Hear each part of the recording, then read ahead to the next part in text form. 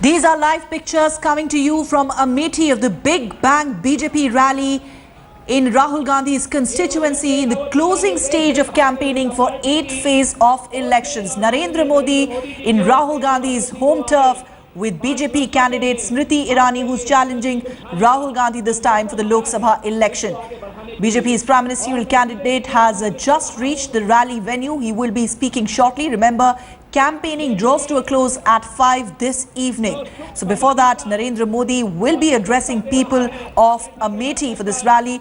We are yet to gauge the exact turnout for BJP's big rally, the big push that is coming in for its candidate Smriti Irani, with its Prime Ministerial candidate Narendra Modi himself choosing to campaign for her, and in a sense also breaking all unwritten codes, the ethics, so to speak, of Indian politics, taking on the leader in his home turf. National leaders so far have avoided campaigning in each other's home turf, but this time around Narendra Modi challenging Rahul Gandhi on his home turf, holding this big rally for BJP candidate Smriti Irani. From Amethi, apart from Rahul Gandhi, who's the incumbent, it's BJP Smriti Irani and Aam Aadmi Party's Kumar Vishwas who are in the fray. पूरे हिंदुस्तान की नजर गई है आज के इस कार्यक्रम पर। भारत की जनता उत्सुकता के साथ इंतजार कर रही है कि अमेठी में भारत के भावी प्रधानमंत्री नरेंद्र भाई मोदी क्या कहेंगे। विकास का, सुशासन का, भारत के प्रति क्या संभावनाएं हैं, उसे अपने मार्गदर्शन में दर्शाएंगे।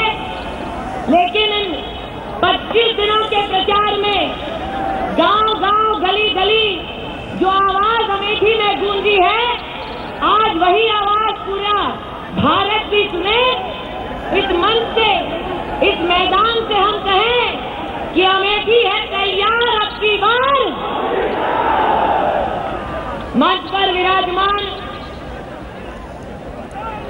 भारतीय जनता पार्टी के प्रधानमंत्री के उम्मीदवार, भारत के भावी प्रधानमंत्री आदरणीय नरेंद्र भाई मोदी, मंचस्थ जिन्होंने एक माह मेरा इस संघर्ष में साथ दिया, नेतृत्व किया, ऐसे हमारे प्रदेश अध्यक्ष आदरणीय लक्ष्मीकांत वाजपेयी जी, जिला अध्यक्ष दयाशंकर जी, तेजवान दादा जन्ना प्रसाद जी, मंचस्थ दल बहादुर कोरी जी, रामलखन पासी जी, महेंद्र सिंह जी, रश्मि सिंह जी, मंचासीन सुधा यादव, सुधा मलैया जी, भारतीय जनता पार्टी के मंच पर विराजमान समस्त सम्मानित प्रतिनिधि पदाधिकारी, और आज इस विशाल जनसमूह में, कण कण में मोदी में हुए हमारे कार्यकर्ताओं को इस मंच से मैं प्रणाम करती हूँ।